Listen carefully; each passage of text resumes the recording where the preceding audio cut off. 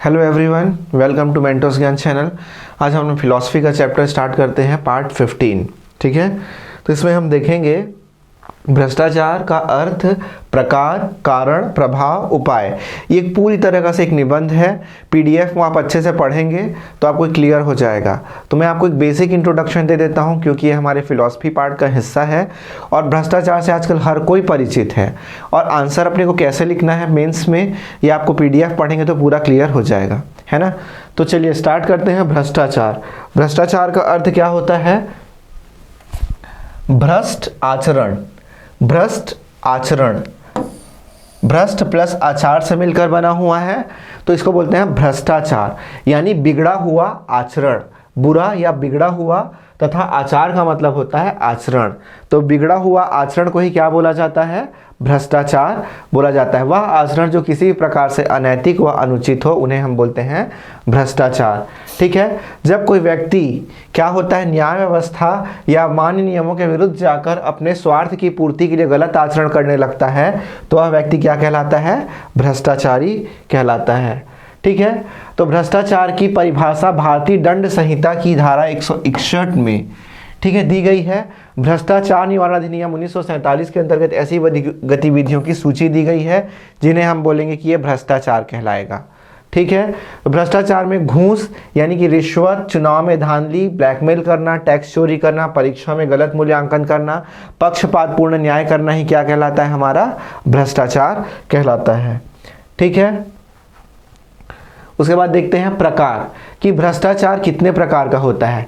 केंद्रीय सतर्कता आयोग, ठीक है, सेंट्रल विजिलेंस कमीशन ने भ्रष्टाचार को 27 प्रकारों का उल्लेख किया गया है। तो उनमें से कुछ का हमने उल्लेख यहाँ पर किया हुआ है, जैसे आय से अधिक संपत्ति रखना, उपहार प्राप्त करना गलत तरीके से ना, अनैतिक आचरण करना, सार्वजनिक धन व भंडार का अनावश्यक प्रयोग। जैसे आपको कोई गाड़ी मिला है तो उस गाड़ी को आप सरकारी गाड़ी का प्रयोग अपने घर के सदस्यों को यहाँ से वहाँ ले जाने के लिए प्रयोग कर रहे हो, तो उसी प्रकार क्या हो रहा है? सार्वजनिक धन और भंडार का अनावश्यक प्रयोग या दुरुपयोग करना, शासकीय पद या शक्तियों का अधिकारों का दुरुपयोग करना, लालच व अन्य कारण से शासन को हानि पहुँचाना, आवासीय भूमि की खरीद बिक्री में धोखाधड़ी करना, शासकीय कर्मचारियों को अपने निजी कार्यों में प्रयोग करना।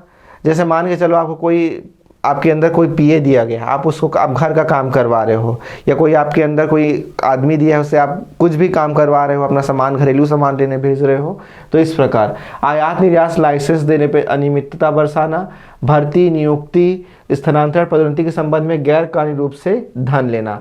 तो ये सब क्या है? हमारे इसके प्रकार हो गए। उसके बाद आते हैं कि कारण, क्यों आदमी भ्रष्टाचार करता है, क्यों वो ज़्यादा से ज़्यादा पैसा कम समय पे कमाना चाहता है। तो इसका पहला कारण देखते हैं, नैतिक मूल्यों का पतन। ठीक है, नैतिक मूल्यों का पतन क्या हो जाता है? ये तो आप जानते ही हैं।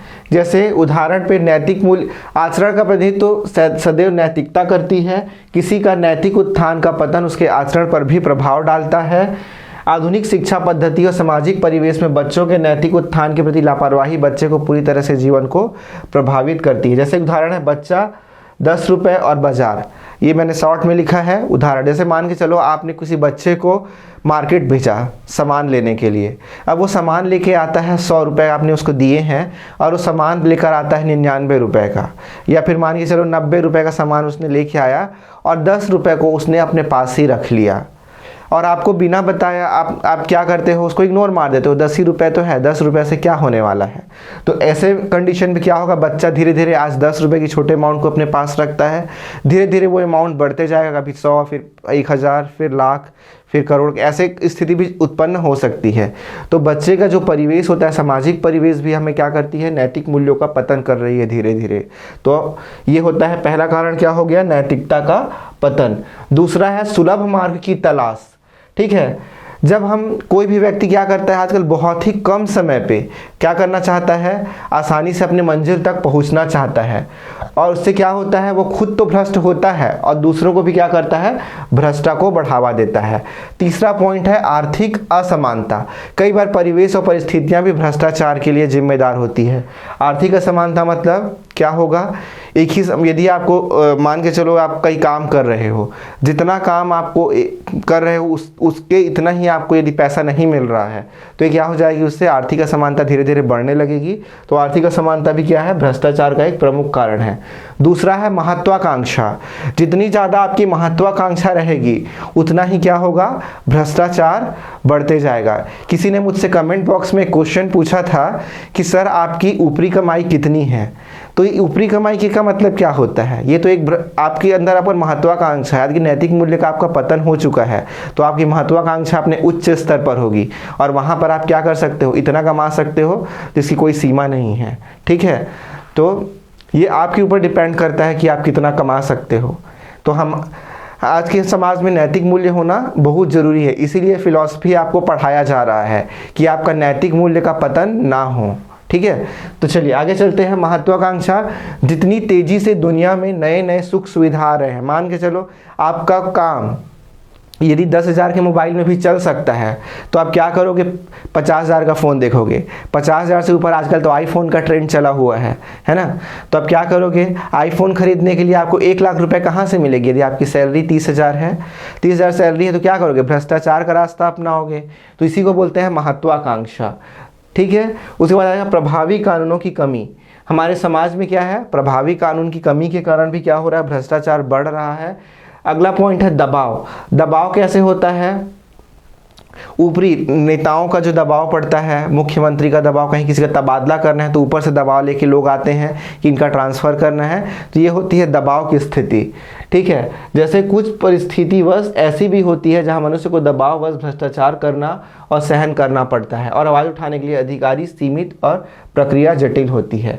उसके अलावा होता है कम वेतन और लाल फीताशाही।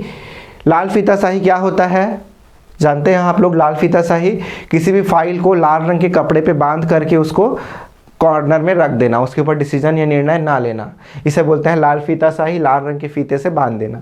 तो कम वेतन, लाल फीताशाही, नेता अधिकारियों की सांठगांठ, उपभोक्तावादी संस्कृति आदि भी इसका प्रमुख कारण होता है। तो ये था हमारा भ्रष्टाचार का प्रमुख कारण। अब प्रभाव, इससे प्रशासनिक अकर्मण्यता में वृद्धि होती है। अकर्मण्यता मतलब कोई भी कार्य अच्छे से पूर्ण नहीं हो पाता है, उसका ड्यूरेशन बढ़ जाता है।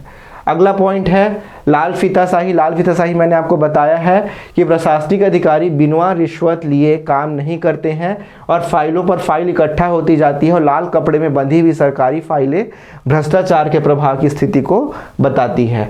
तीसरा, सरकारी कोष की हानि और चौथा, प्रशासनिक अकुशलता में वृद्धि होती है।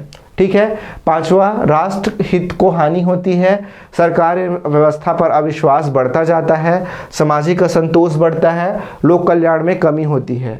तो जो टॉपिक मैं अभी पढ़ा रहा हूँ आप लोग को, ये कोई भी टफ टॉपिक नहीं है, बहुत ही ईजी है, आप PDF में आसानी से समझ जाएंगे। उसके बाद अगला चलते हैं उपाय, कैसे रोकेंगे। पहले लोगों को कर्म के सिद्धांत के महत्व को बताया जाए। कर्म का सिद्धांत मतलब जैसे हम फिलॉसफी में आपको धीरे धीरे पढ़ा रहे हैं कि सत्यनिष्ठा क्या है, लोक सेवक हेतु आचरण नियम क्या है, प्रशासन में नैतिक तत्व क्या है। तो आपको हम क्या सिखा रहे हैं कि आप कर्म सिद्धांत को पढ़ो, कर्म सिद्धांत को जानो कि जो कर्म कर रहे हो केवल उतना ही फल आपको मिलेगा। इस सिद्धांत को जानना बहुत ही ज़रूरी है। उसके अलावा है कानून का क्रियान्वयन। कानून का क्रियान्वयन सही तरीके से किया जाए, ऐसे लोगों का बहिष्कार किया जाए जो भ्रष्टाचार करते हैं। ठीक है, तीसरा है पारदर्शिता। प्रशासनिक कार्यालयों में पारदर्शिता के साथ साथ काम किए जाने की तकनीकी का भी प्रयोग किया जाए। नैतिक शिक्षा का ज्ञान दिया जाए। उपभोक्तावादी संस्कृति के महत्व को उपभोक्तावादी संस्कृति के दोष तथा भारतीय संस्कृति के महत्व को बताया जाए कि उपभोक्तावादी संस्कृति को जब आप अपनाते हैं तो कितना वो नुकसान पहुंचाता है। ठीक है, उसके अलावा होता है ई गवर्नेंस को ही बढ़ावा दिया जाए। जैसे आप देख रहे होंगे कि आजकल ऑनलाइन पेमेंट सिस्टम के माध्यम से भ्रष्टाचार में बहुत हद तक कमी आई है ना। लोगों की सहभागिता, केंद्रीकरण तथा शासन में लोगों की सहभागिता बढ़ानी चाहिए। सेवा शर्तें आवश्यक हों। मीडिया, जन जागरूकता में मीडिया को भी सक्रिय भूमिका निभाती है। तो ये था हमारा आज का क्लास, भ्रष्टाचार का अर्थ, कारण, प्रकार, प्रभाव एवं उपाय। आप इस पे एक निबंध भी लिख सकते हैं। निबंध में आप क्या करेंगे, इसमें थोड़ा फैक्ट पॉइंट, वर्तमान में जो भी भ्रष्टाचार के प्रकरण आए हैं उसको आप सामने रखते हुए आप क्या कर सकते हैं, निबंध में भी इसको प्रयोग कर सकते हैं। तो भ्रष्टाचार में निबंध कई बार पूछा जाता है, तो आप एक टॉपिक है, इतना सफिशिएंट भी है, निबंध लिखने के लिए भी सफिशिएंट है। ठीक है, तो ये था हमारा आज का क्लास। तो बने रहिए इस चैनल पे। Okay, bye bye.